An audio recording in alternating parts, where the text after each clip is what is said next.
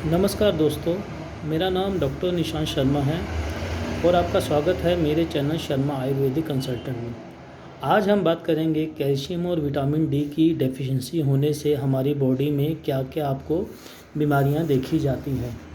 जब आपकी बॉडी में कैल्शियम और विटामिन डी की डेफिशिएंसी होती है तो इसमें मेनली आपको जो स्किन से रिलेटेड जो बीमारी होती हैं, जैसे आपको सोरेसिस हो गया, एक्जिमा हो गया या स्किन की किसी तरीके की कोई एलर्जी हो गया, तो उसमें ये आपको देखा जाता है।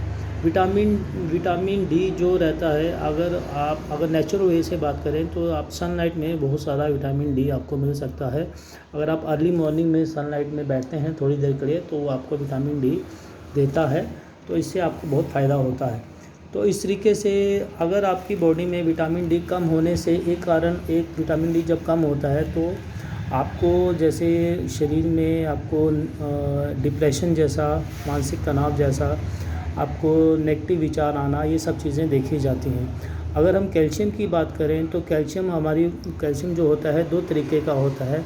जैसे आपका सीरम कैल्शियम हो गया और आपका बोन कैल्शियम हो गया। सीरम कैल्शियम में जैसा सीरम बोले तो आपका ब्लड में जैसे ये आपके मसल्स में देखा जाता है, मसल की मूवमेंट में, आपके जो हार्ट के में ब्लड में हार्ट की सर्कुलेशन में काम आता है।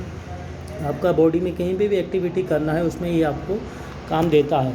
तो इस तरीके से आज हम और दूसरा जो कैल्शियम है वो है बोन्स में जो कमी हो जाती है तो बोन्स से रिलेटेड बीमारियां होती हैं, जैसे ऑस्टियोआर्थराइटिस हो गया, आपको ऑस्टियोपोरोसिस, ऑस्टियोमेलेशिया हो गया, इस तरीके की बीमारियां देखी जाती हैं।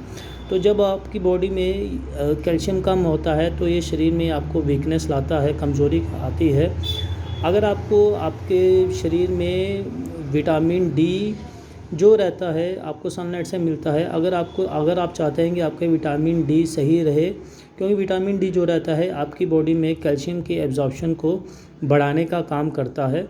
तो इसके लिए अगर आप सुबह में जल्दी उठते हैं, ब्रह्म मुहूर्त या सुबह अर्ली 6-7 बजे उठते हैं, तो उस टाइम पे आपको बेस्ट जो आपको धूप का सेवन करते हैं तो वो आपको शरीर में जो कैल्शियम की, जो आपको विटामिन डी की जो डेफिशिएंसी है उसको कम करता है।